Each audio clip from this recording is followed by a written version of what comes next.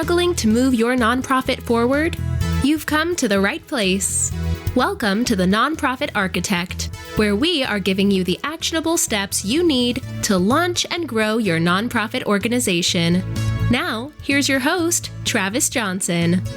Travis Johnson, Nonprofit Architect, here today with Kate West, the superhero behind the Fundraising Lab. Kate, how are you doing today?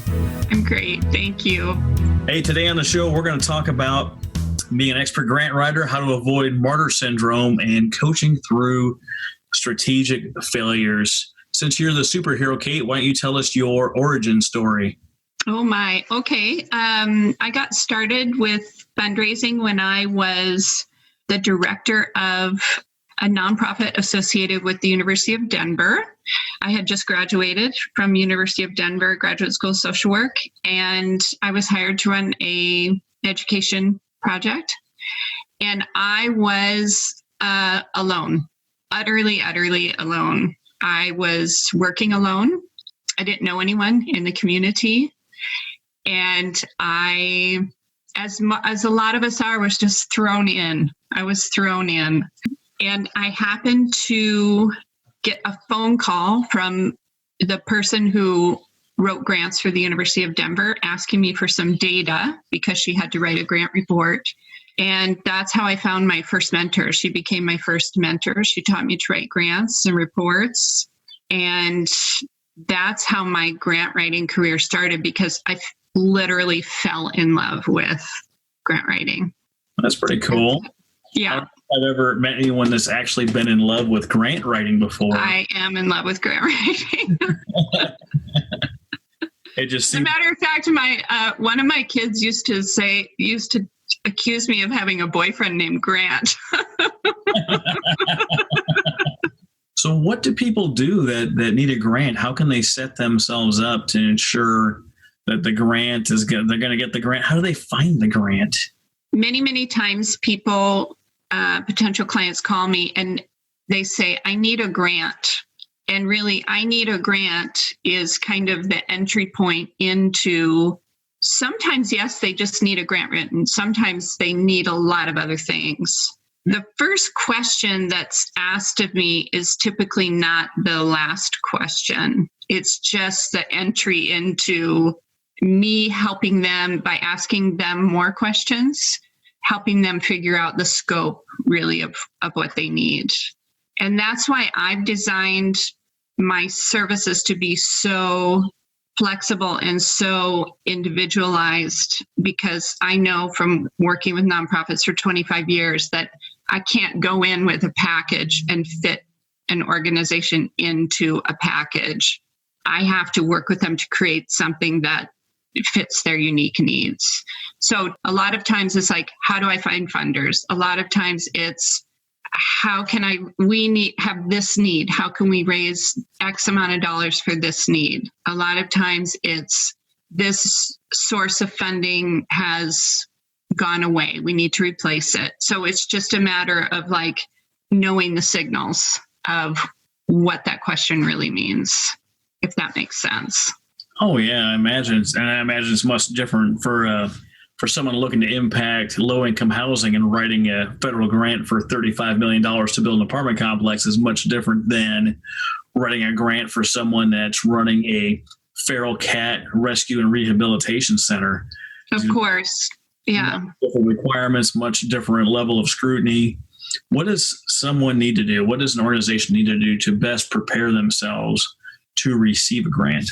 Yeah, that's a great question too. I think there's a myth that if you're a newer organization, you're never going to get grant funding, and that's just not true. Funders have all kinds of restrictions, but one that's fairly common is that they won't fund a brand new organization for the first maybe 2 or 3 years. But that's not every funder. So I think right off the bat, there's a possibility of grant funding for any organization. And what they need to do to get prepared for grant funding is have a really great, tight, realistic budget. They need to be keeping track of their financials, just like running a business. They need to be running their business. Their budget needs to realistically match the outcomes they say they're going to have. And they need to be able to track their impact by counting the number of clients they're working with, somehow measuring if they say they're going to, for example, impact their population through some sort of behavior change. They need to be able to measure that. So they need to have tools and instruments, and then they need to have the resources to, like, databases and the technology that they need to track all those things and keep really good records. Because at the end of the day, they're running a business. So they need to just go into it running a business. Yeah, this is an important question. I've been traveling with my wife up here, and I'm trying to get her on board with what I'm doing with a podcast and business and nonprofit work and speaking and all these different things. And she's largely unfamiliar with it. And she's being a nonprofit as a business. I was like, it's 100% a business. You can make a profit, but the way you file the taxes and the way that you have to meet the mission and anything that you quote unquote get as a profit can't just go to your shareholders and then go back in towards your mission and go towards what you're doing. And it took a little while, but I think she's on the same page as me now. And it's quite an interesting conversation. I think a lot of people go through that when they're trying to figure out, like, well, I can't be in a nonprofit. There's no money in that. And well, that's untrue. Up until 5 years ago, the National Football League was a nonprofit, and they were raking in billions of dollars because they were meeting their mission of, I don't know what their mission is, but using football to entertain Americans. Who knows? Whatever their mission was, they were doing a great job at it. Where do you go to look for grants? How do you find them? There's a lot of different databases. The most famous is the Foundation Directory. It's a national service. I actually think Google is highly underrated. Google is a great source for finding funders. And then sometimes individual states, either through a nonprofit or through their nonprofit association, will publish their own subscription database that's for that state. Like Colorado has a tool like that, where you can pay a fairly low price every year and you get access to a database that's updated annually.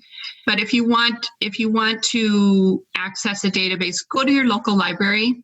Usually the bigger library in your town or county will have a subscription to a database that you can access. That's perfect. That's a great start. Yeah, thank you. Yeah. What did you find? What was the biggest grant that you applied for and received? I have raised millions and millions and millions of dollars over the years, but most of it I've raised $5,000 and $10,000, $20,000 at a time. I think the biggest grant that I wrote was a 5-year federal grant for an Access Plus housing program, or was it Care Plus? What did it used to be called? I can't remember now. But it was a multi-million-dollar project for housing for runaway and homeless teenagers that had an additional addictions treatment component to it. Shelter Plus Care was the name of the grant. My goodness. I don't think that people really understand what's possible. They might run into someone that says, the biggest grant I applied for was $50,000. It wasn't out there. But when you're talking millions of dollars, all of a sudden people perk up. Obviously, this is something that you do for a business, but do you recommend people trying to write these on their own? Do you recommend a professional right up front? Or is there some level, some dollar amount that they should seriously consider going into more professional grant writing? I actually think that I don't think it's necessarily about dollar level or the dollar amount of the grant. Federal government grants are the hardest to write. I just did a quote last week for a client, only to write it, not to do the attachments and the budgets and all the paperwork. So it's 100 pages. Half of the pages are just forms, 50 pages of narrative, and that would have taken me 100 hours to write that. So do you have 100? That's just for the narrative, just for the words, not for the forms. So I think that a lot of the calculation has to do with what nonprofit staff have the time and energy to do. and what nonprofit staff have the expertise to do. Because there's two things that I know for sure. One, anyone can learn how to write grants. I believe it. I teach it in my grant writing course. Anyone with the right guidance and instruction can learn how to write grants. Now, why would someone want to learn how to write a foundation grant? Because a badly written grant not only will not be funded, but will get you a bad reputation in a hurry. Funders will let them get by, but funders expect, because of their big heart, they're just going to be like, oh, they're trying and it's going to be good. That, yes, exactly that. But what they don't realize is that the way funders judge grant applications is the same way everybody judges everything else. What's professional, what's tight, who's following the guidelines, who knows how to spell, who knows the difference between a plural and a possessive, who knows how to write a good cover letter, whose budget looks good, and who is doing the most work for the least amount of money. And they have to review sometimes hundreds and hundreds of grants. Oh yeah. So you're getting compared against the litany of people that have signed up for this thing. I applied. This is, into my Navy life here. I applied when I was enlisted to be an officer, and the program requirement was massive. There's this huge few 100-page instruction how to do this thing. You had to find the section that qualified for, and you had to go through, and you had to write all these documents in a personal statement. You had to get all these interviews. You had to compile all of your paperwork. It had to be certified to be true. It had to be this. It had to be that. It had to be the other. And fortunately for my situation, my first application, they went ahead and they said yes, and I got selected to go through college and all this fun stuff, and eventually into flight school.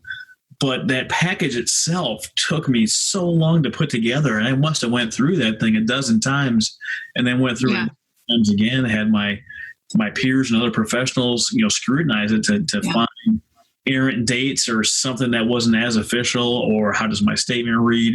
And you go through this interview process, and you have other commissioned officers that are, fine-tooth combing your record, the presentation, the board, all this stuff. And it's my job to convince these people that don't know me that I'm worthy of their investment, and I'm worthy enough to put their banner and their stamp on my name, on my person, on my record. Yeah. And I imagine that is the same exact type of process as grant writing. You're not putting on a show, but you're putting on a performance, right? This is who we are. This is what we're doing. This is what we're going to do with the money. All of our ducks in a row. Our budget is good. Mm-hmm. We've done these things successfully in the past. And here's why you deserve your support financially. When I'm teaching grant writing, or I'm writing a grant myself, I don't want the reader to have any questions unanswered. I want to preempt any doubt, any questions, any confusion, any misunderstanding. So it's got to be clear, impactful, and answer all the questions, usually in about 4 pages. That's for foundation grant. It's quite the undertaking, and I definitely can see your point. I end up briefing top level military officials on all manner of things, especially when I was in the Middle East, and we had the top dog, the chairman of the Joint Chiefs of Staff, General Milley, a higher ranked military official in the United States. And it was my job to prepare his brief and deliver him a brief. And we had tons of commanders and captains running around trying to make sure everything was as was. And I was the person, the point man, compiling these things and coordinating everything. And I had a friend watching, and they're like, how are you doing this? I was like, how am I doing what? You're like, you're so calm. I was like, well, I'm expecting all of these people to be freaking out, but it has nothing to do with me. It has to do with the person showing up. She's like, well, the goal of all this, and the goal is to have no questions. Yeah. That's the goal. No questions. Work through and fine-tooth combed everything that I'm doing, and preparing the presentation that's going to answer all the questions, including, am I worthy? Is this worth my time? Does this make us look good? Is this a good investment on our part? Are they going to take the money and just abscond with it and run away with it. What are they actually going to do? Is their organization going to dry up here in 3 more months, and then we've given all this money for nothing? What does this look like? Yeah, exactly. And it is, I think that right now there's kind of some backlash going on against foundations because of how they do their funding. But I guess for myself, I don't see foundation funding as all that different than any investor in a business. You have to do a pro forma. If you go to the bank, you have to have a business plan. If you have an angel investor, no one's going to throw money at a nonprofit just because they're doing, or they say they're doing good work, or they have a mission that's community based. It's wonderful, but it's not, I don't always say it's not enough, but it doesn't satisfy the level of an investor, someone who's thinking as an investor. Yeah, that's 100% on the money. I know you prefer to work with startup and tight-knit communities when you're doing your work, and that's perfect for the podcast because we do startup nonprofits. But I always run into this, and there's people that are founders, executive directors, just really running themselves through the ringer. They're the janitor and the CEO. They're doing everything. Is this something you come across?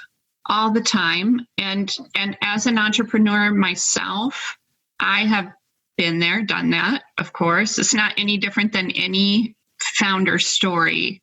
But there comes a point of a critical mass point where you have to offload something, or your business cannot grow. It's like an animal put in a cage. At some point, you just can't grow because there's no expansion going on. So for myself, when I talk with a client, I always want to access that.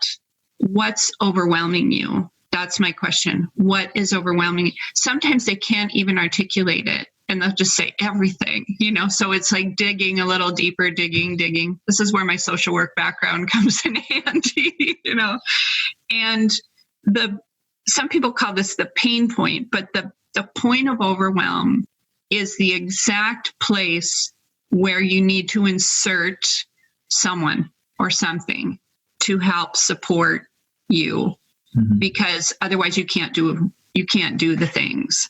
And unfortunately, a lot of founders are very good at doing all the things. And so they have a reputation of doing all the things. And the more they do, the less other people do, like volunteers and board members. And this is the part where you and I have talked before about the strategic failure. The strategic failure isn't a tactic that I would choose from the beginning, but some founders or solo nonprofit, office of one, whatever, the ED who does everything, find themselves in a position of just can't take on one more project. Nobody's there to support them, and they have to decide the only thing they can do is fail a little bit to show the others that they do need support. Because sometimes people ask for support and they say to their board, we need to invest X amount of dollars in whatever service an accountant, an HR person, a fundraising consultant. I just need a grant writer. I just need a virtual assistant. Whatever they need. I need a database. I need this app. And the board says, no, you're doing fine. You're doing fine. You're doing a great job, and they have to just decide they're going to fail a little bit. It's scary as hell. That's scary as hell. Yeah. But I've had to coach a couple clients through that before. We kind of jest about you being a superhero at the opening of the show because we talked about that before we started. Yeah. There's only so much that we can do. Like this. Yeah. Yes. As a thing right here that I'm doing, I have a team that takes the audio, takes the materials, they add the intro and the outro, they make me sound not so fuzzy, they remove all the uhs and ums and all of those things, remove the dead silence. Even in this recording right here, you should not hear it on the actual podcast, but I couldn't even say my name properly, my own name that I know quite well. Kate's got me all nervous. going in here. I don't know what's going on with that. But I don't know how to do the sound stuff.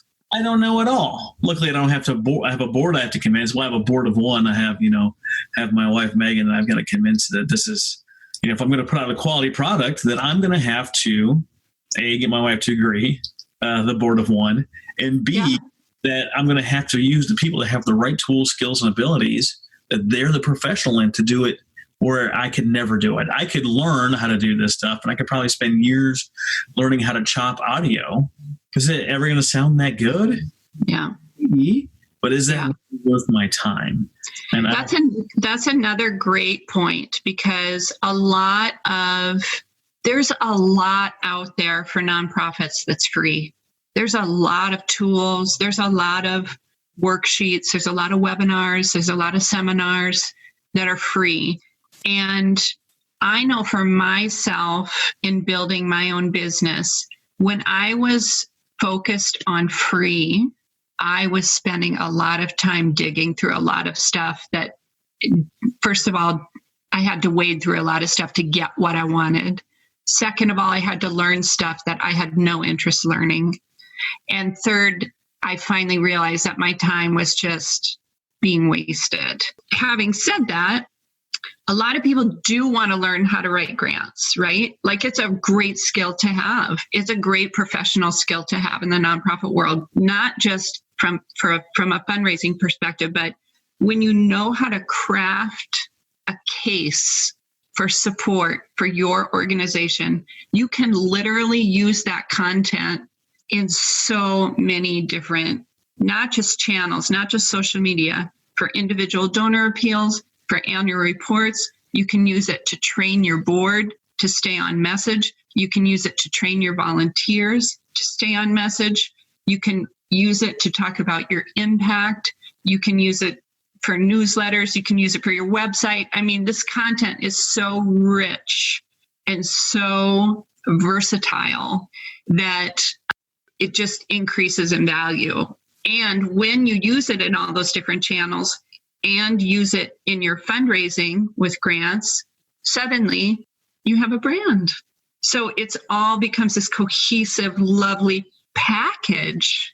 But if you're just like one-offing grants and just you have till 5 o'clock and you're throwing it together, you're never going to have your package. But it does take a decision to say, I'm going to take that step. Oh, absolutely. And, branding and consistency is one of those things that every organization should do. And giving them money should expect to see. If I go to an event and I see a group, I'm like, oh, I'm interested in them. And I go and I connect with them further, and I'm getting different messages, or I check different social media and I'm getting different branding, and they don't have the same social photo. They don't have the same website link, or they have an old inactive link.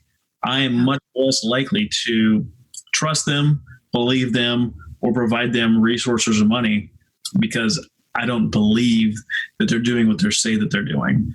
I know there's a lot of people out there that got a website gifted to them. They're having a hard time updating. Send me a message if that's you. If you're listening to this and that's you and you can't get that stuff updated, I have connections that'll get this squared away for you. You can operate as you should, as your brand, and be consistent. I think you do get what you pay for. I mean, the same adages can be applied to nonprofits as just life. People want to invest in organizations they know, like, and trust. That's an old marketing truism. And it's the same for nonprofits, right? Well, yeah, it goes through so many different industries. I was talking to my friend Tony. He does construction projects on the side, and he's in Oklahoma. And right now, the big dispensary boom is hitting Oklahoma, and he's building these all over town. And while he's doing that, he's also doing these side projects. He decided just not too long ago to stop with the just random groups of people to work with, but to hire the best. And what that looks like for him is he built a second-story add-on to a house. He bid the job. He got the number that he wanted, and instead of pulling his old crew and some of the people that he's pieced together, he went for the best framer that he knew he could get a hold of, and it cost $13,000 to use this best framer. But the whole second story was done, I want to say, in the first week. From start to finish, using the best framer, got this thing, got it done, and able to move on to the next project where I believe, and I'm sure he's going to listen to this and be like, hey, man, you got the numbers all wrong. It's just a story in passing. But like his old crew might have taken him 4 to 6 weeks to do the same project. And in one aspect, it's costing you less money to use that other crew, right? Hands down, the numbers are clear. What that story doesn't tell you is how long it takes him to get to the next project, which prevents him from making that new money. So although he had greater cost for the professional, he was able to get that project, get it done, have a satisfied customer, and move on to his next job.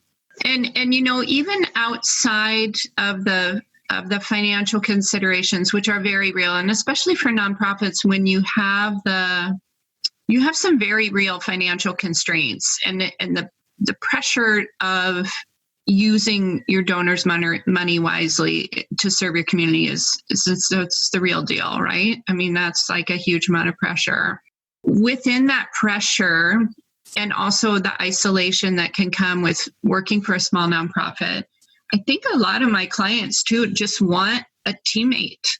They need the feeling of working together on a project together with someone and feeling that support, coaching, cheerleading, someone to pass the ball to, all these sports analogies, but they don't want to feel isolated, and they want to feel like there's a partnership that's getting them closer to their goal. They want to share that with someone. They really, really do. I see this all the time, and I feel the feeling that you're talking about. What I'm not seeing, especially in this time right now, is I see people listening to podcasts less. I see people participating in groups, online groups that talk about all of these things and that can help them. I see them participating less. I don't see nonprofits talking to other nonprofits, whether it be in a Facebook group, on a coffee chat where they bring in a bunch of people to talk about all their stuff, or whether they do a paid mastermind and really getting the down and dirty information they need, to get to that next level. You only know what you know, and by the time you use all that stuff, you're at some plateau, and you need some kind of catalyst, whether it be a coach or consultant like we both are, or a group of like-minded people wanting to move forward and grow, or whether it's hiring, finding someone with that specific skill to move forward. People just are not taking advantage of those things. Like this podcast here is my free offering. I also have a free Facebook group, facebook.com/group/nonprofit architect, where people are talking about this stuff. And I think we met in a group, Nonprofits Unleashed, which I think is just a fantastic group. But people are there engaging, asking questions. And there's going to be some consultants in there. And they're eventually going to ask you for a fee. But every now and again, you can squeeze a question or two out of them. I understand that you, Kate, offer one free question. Yeah, I do. This is really exciting. Something I just started doing a couple weeks ago. I have on my website, if people want to join I have a lot of free stuff too, right? It's like every other week, a newsletter, email newsletter, and they can sign up for that newsletter. And when they do, they get a freebie, which is how to prepare for grant writing. But a couple weeks ago, I pinned a post on my Facebook page, the Fundraising Lab Facebook page, Ask Me Anything. And people can go there, ask me anything about fundraising in general, or grant writing in particular. And I've been writing these long personal responses to people. And it's really fantastic because it really helps me understand what kind of help people need, where they're at, and help me form in the future to know what people want in terms of courses and articles and just information that they need. So they can go to my page and ask me anything. What is your page? The Fundraising Lab. .com? Oh, no, on Facebook. That's on my Facebook page. Yeah. Yeah. What's your website? My website is yourfundraisinglab.com. I got you. Yourfundraisinglab.com. Yes. My Facebook page, I'm sorry, go ahead. I say, what advice do you have for someone looking to jump into the nonprofit game? The very first thing is that people who are passionate about a social issue, a group of people, a problem they're trying to solve, that passion is so important. It's what our world needs right now. It's so, so important. Having that passion does not mean you need to start a nonprofit organization. Mm-hmm. I don't know if this is what you're asking me, but I think in terms of using resources to solve problems, what we need more of are partnerships and not more nonprofits. This is probably a totally unexpected answer, but no, about half my shows give about the same answer. Yeah. Starting a new nonprofit is one of the multitude of solutions that you can provide or things that you can do provide. And it's the hardest thing. It is. People like, you run a nonprofit podcast and you're telling people not to start nonprofits.